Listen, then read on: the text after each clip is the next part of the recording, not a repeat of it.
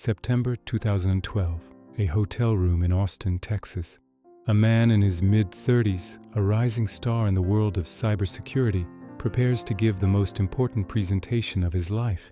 He is the CEO of a promising startup. His name is Brian D. He has discovered something, not a bug, not a vulnerability, but a blueprint. A map of a hidden country that exists inside our phones, our routers, our very internet. He steps on stage. For the next 45 minutes, in calm technical detail, he lays it all out. He names names. He shows diagrams. He reveals how a specific company's hardware, installed in phone networks and government buildings across the world, contains secret backdoors. Not accidental flaws, but deliberate architectural weaknesses engineered at the chip level, creating a global surveillance apparatus of staggering scale. The security community is electrified. This isn't a theory, it's a schematic. He has just handed the world the keys to the kingdom and exposed the kingdom's secret location. 3 months later, he is supposed to speak at another major conference. He never shows up. His apartment is found empty, his belongings left behind. His company email goes dark. His phone stops pinging towers. There are no ransom notes, no signs of struggle, no body. Brian D. simply ceases to exist. This is not a story about a missing person. This is a story about a specific, dangerous form of knowledge. Not who is watching, but how they are built to watch forever. And what happens to the person who holds that knowledge when they decide to share it with the world. The setup, the invisible city. To understand why Brian disappeared, you must first understand what he exposed. We think of surveillance as software, malware, spyware, hacked cameras. Brian exposed something far more permanent, surveillance hardware, the bedrock. His work focused on a seemingly innocuous component, the baseband processor. This is the tiny chip in every smartphone that talks to the cell tower. It's a black box. The phone's main processor, the one that runs your apps, can't see what's happening inside it. It's a sealed room inside your most personal device. Brian demonstrated that in certain chipsets, this sealed room had a secret door, a Yigitaboj backdoor built into the chip's firmware, the permanent low-level software etched into its silicon heart. Through this door, a skilled attacker could turn the phone into a silent microphone, even when it was powered off, track its location with military precision, bypassing all GPS and software controls, access the main phone's memory, reading texts, emails, photos. Do all of this without leaving a forensic trace on the phone's operating system. This wasn't a virus you could catch. It was a feature, a deliberate architectural choice, baked into the silicon at the factory, present in millions of devices. It meant total compromise wasn't an event. It was a pre-existing condition of the hardware you owned. Brian didn't just find a key under the mat. He found that the builder had installed a secret hallway in every house on the street, with a master lock he could now pick. The presentation. Dropping the bomb. At the Austin conference, Brian was methodical. He didn't deal in shadows. He dealt in part numbers, firmware dumps, and memory addresses. He showed slides with hexadecimal code lifted directly from the chips. He pointed to specific functions with names like covert listen and stealth trace. He mapped the network of command and control servers these chips silently phoned home to, servers linked to private intelligence contractors and, by extension, state agencies. The room, full of hackers and engineers, went from curious to stone-cold silent. They realized what they were seeing. This wasn't a leak.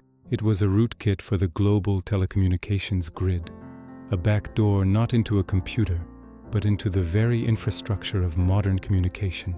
He had exposed the plumbing of the panopticon, and in doing so he made himself a target not for vague, powerful interests, but for a very specific, very motivated consortium.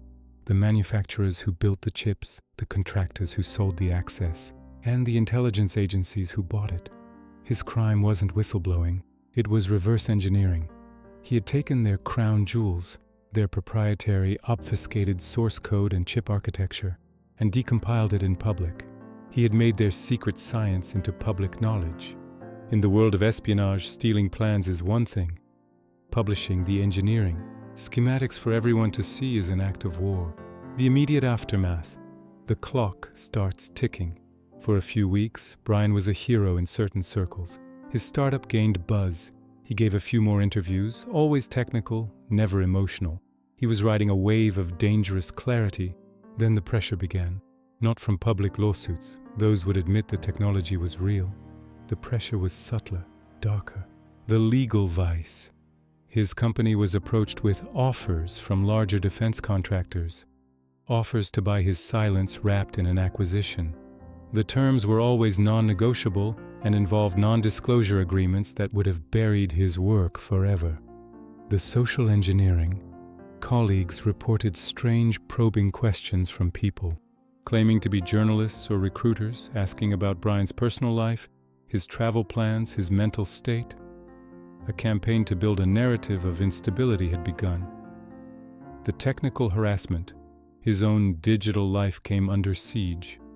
Sophisticated, targeted attacks aimed not at stealing data, but at sowing paranoia. Encrypted chat logs would corrupt. Emails would go missing. The tools of his trade were being used to demonstrate how vulnerable he was. He was being shown the capabilities of the very system he had exposed. It was a warning, written in the language he understood best, code. He was scheduled to speak at another conference in December 2012, this time in Europe. It would be his biggest stage yet. Friends said he seemed determined but weary. He told one colleague, "If I don't show, you'll know why." He booked his flight. He packed his bag. And then Brian D. stepped off the grid of observable reality. The disappearance. A clean erasure. His disappearance was as precise as his research. He did not vanish from a wilderness. He vanished from the most monitored society in history in the heart of a major American city. And he left no digital corpse. No credit card transactions after a simple grocery purchase. No CCTV footage of him entering an airport or bus station. His passport was left in his apartment. His phone, a device he knew was compromised, was powered off and left on his desk. A final symbolic gesture. It was a vanishing that demonstrated profound operational security. The kind of disappearance executed by someone who knows exactly how he is being hunted and by what tools, or by the people who possess those tools. The official investigation went nowhere. There was no evidence of foul play because there was no evidence at all. He had been deleted from the dataset. The community was left with two terrifying possibilities. Monogwan. He had successfully escaped, using his deep knowledge to fake his own death and build a new life entirely off the grid. A monumental, nearly impossible feat.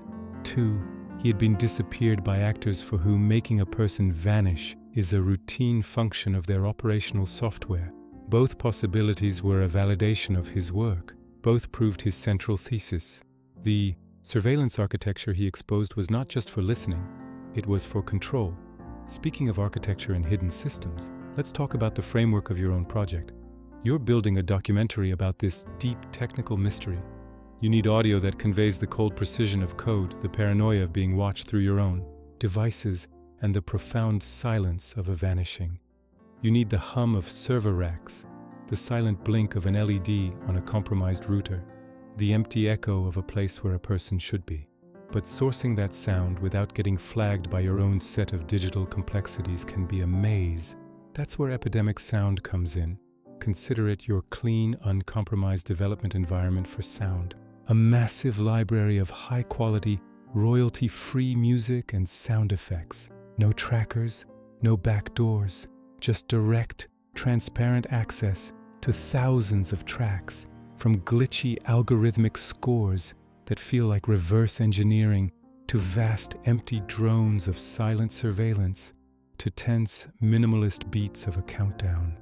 Need the sound of a hex editor parsing code? The unsettling click of a camera autofocus in an empty room? The hollow silence of a dead cell signal? They've got it. Their search tools help you compile the exact sonic evidence.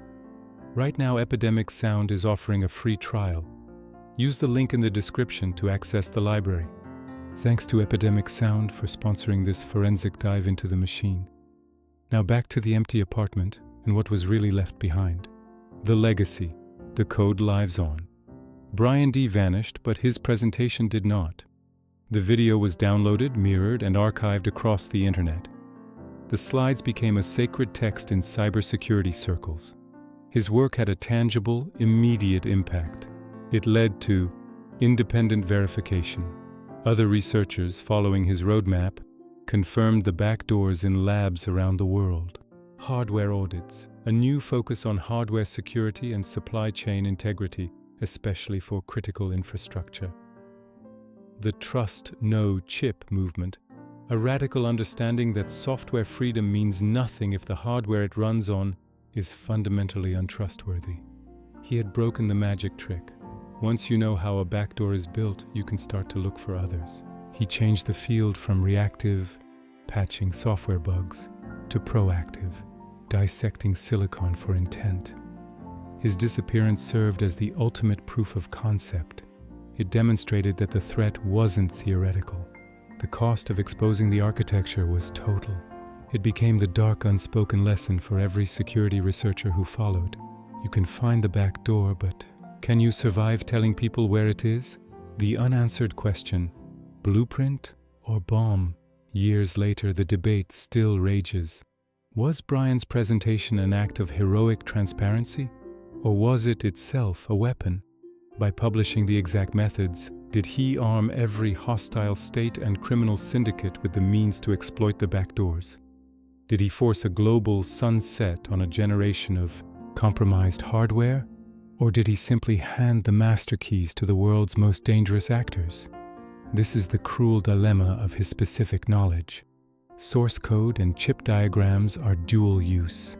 They are a blueprint for defenders to build walls, and for attackers to find the hidden door in those walls. By making the secret public, he may have inadvertently triggered a silent global cyber war fought over the very chips he exposed. His vanishing act ensured he would never have to answer this question. He left the world with the loaded gun of his knowledge, and no one to ask why he pulled the trigger. The revelation. So what happened to the tech CEO who exposed surveillance? The revelation is not about his fate. The revelation is that his specific act of exposure, publishing the source code and architecture, was the real seismic event, and his disappearance was just the aftershock. He proved that in the 21st century, the most dangerous secret isn't a document, but a design pattern. He didn't leak a list of targets. He leaked the factory schematics for the targeting system. This transformed the threat from a political scandal into a permanent technical condition. His story reveals a new rule. In an age of pervasive technology, knowledge of the system's architecture is the ultimate form of power and the ultimate point of vulnerability. The people who build these systems understand that if the architecture becomes public knowledge, the system itself collapses. It can no longer function in the shadows. Therefore, the keeper of that architectural knowledge becomes the single point of failure that must be controlled one way or another. Brian D. demonstrated that we don't live in a world of bugs and exploits. We live in a world of deliberate, engineered flaws at the foundational level. And the greatest threat to that world order isn't a journalist with documents, but an engineer with a debugger and a conscience. He vanished because he didn't just point at the surveillance state.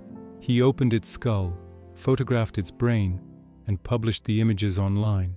In doing so, he didn't just become a threat to the secret. He became the secret itself, and secrets that walk and talk and give conference presentations have a very short lifespan. His empty apartment is not a mystery. It's a monument to the idea that in the war for digital sovereignty, the first casualty is always the person who tries to translate the weapons manual into a language the rest of us can understand.